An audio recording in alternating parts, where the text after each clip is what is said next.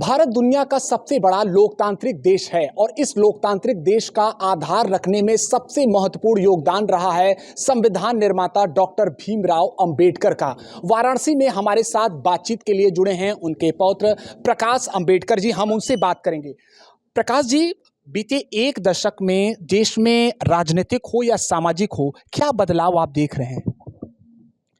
लोगों की सोच बदल रही है और ये मैं मान के चलता हूँ कि ये बहुत बड़ी उपलब्धि है, क्योंकि जो अपने समाज से ही लगाव रखते थे या अपने जात भाइयों से ही लगाव रखते थे, वो अभी उससे बाहर निकलकर आम जनता से भी लगाव बनाने लगा है और रख रहा है। ये मैं समझता कि ये बहुत बड़ी उपलब्धि है, ऐसा मैं मान के चलता हूँ, क्योंकि दायरा वो बढ़ रहा है उसका।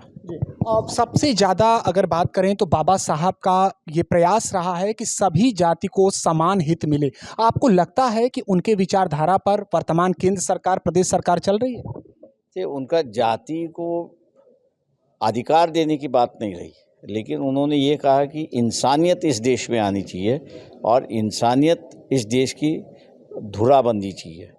तो उसके लिए मैं समझता हूँ कि कोई सरकार कदम उठा रही है, ऐसा मुझे नहीं लग रहा है। वर्तमान में उत्तर प्रदेश सरकार भी नहीं, केंद्र सरकार, उत्तर प्रदेश की सरकार भी नहीं और केंद्र सरकार की भी नहीं। वो जाति को बढ़ावा देना और जातियों में झगड़े लगाना, ये उनका अब एक कार्यक्रम बन चुका है। ये वर्तमान परिवेश की तस्वीर है। ये तस्वीर है। जबकि दावा तो ये किया जाता है, खुद केंद्र सरकार कहती है कि सबसे ज़्यादा अगर कोई अगर अंबेडकर जी के सिद्धांतों पर चल रहा है तो वो चल रहे हैं, जबकि कांग्रेस ने उनका अपमान किया है, चाहे उनकी राजनीतिक भविष्य हो उसको संकट में डाला है। देखिए, अगर बाबा साहब का पुतला अगर किसी ने फूका होगा तो आरएसएस और हिंदू महासभा ने 1949 में। तो आप जिस ऑर्गेनाइजेशन ने बाबा साहब का पुतला फूका हो या जलाया हो, वो अब ये दावा कर रही है कि हम ही बाबा साहब के विचारों पे चल रहे हैं। मैं उनसे ये पूछता हूँ कि आपने महिलाओं को अधिकार मिलना चाहिए, ये हिंदू कोड बिल बाबा साहब ले आए थे, आपने उस बिल को भी जलाया और बाबा साहब के पुतले को भी जलाया। क्या आप जिन्होंने वो कार्रवाई की वो गलत थी, आपने कभी कहा है? कभी यहाँ के महिलाओं से आपने कभी माफ़ी मांगी है? तो नहीं। पश्चिम बंगाल हो, जो कुछ भी हो वहाँ पर हो रहा है, मुर्शिदाबाद में जो कुछ भी हो रहा है, क्या लगता है कौन जिम्मेदार है वहाँ की स्थिति के? देखिए, आप जैसा बोएंगे वही उपज होगी। आप कट्टरपंथी की राजनीति करना चाहते हो तो वही उसका होगा। तो मेरे ख्याल से किसी को दोष देने के बजाय हम लोग क्या बोना चाहते हैं, इस पर मेरे ख्याल से विचार होना ज़रूरी है। तो प्रदेश सरकार स्थिति को नियंत्रण करने में सक्षम है कि नहीं अभी तक? क्या बिल्कुल नहीं है। मैं तो समझता था कि शायद सुप्रीम कोर्ट यहाँ के मुख्यमंत्री को जेल में डाले। वजह यह है कि बिना कानून आप किसी के मकान तोड़ नहीं सकते हो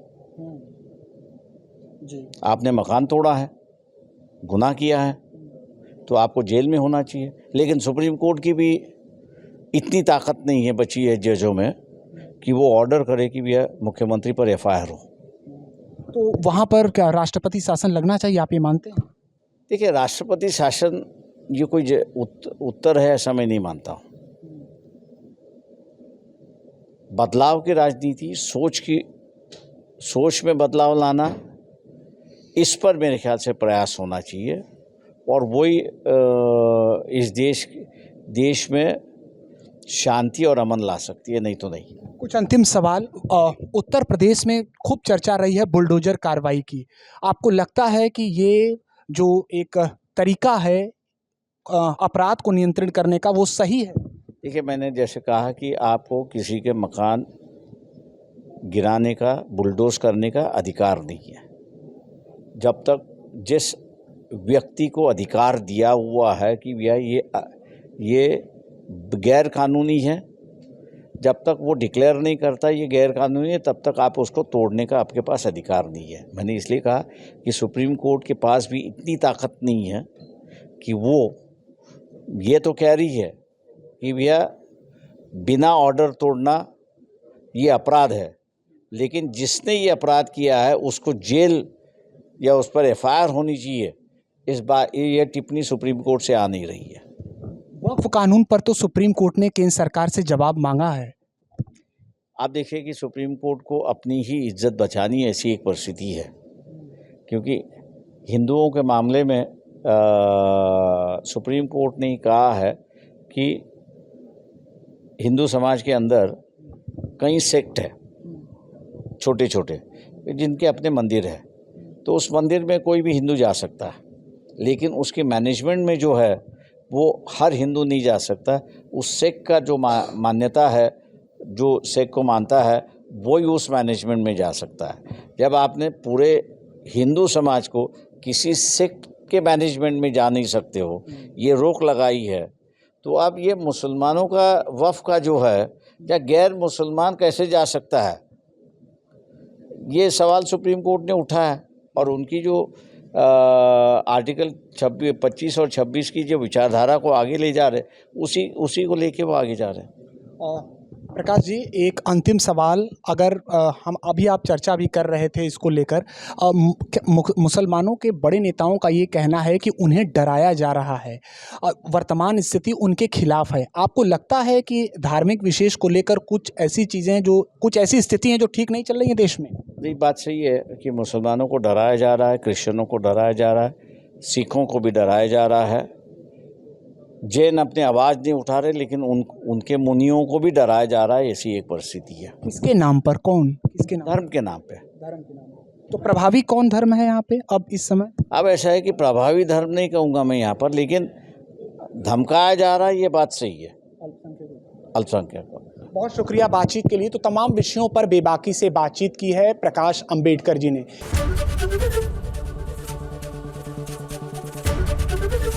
एबीपी गंगा, खबर आपकी, जुबान आपकी।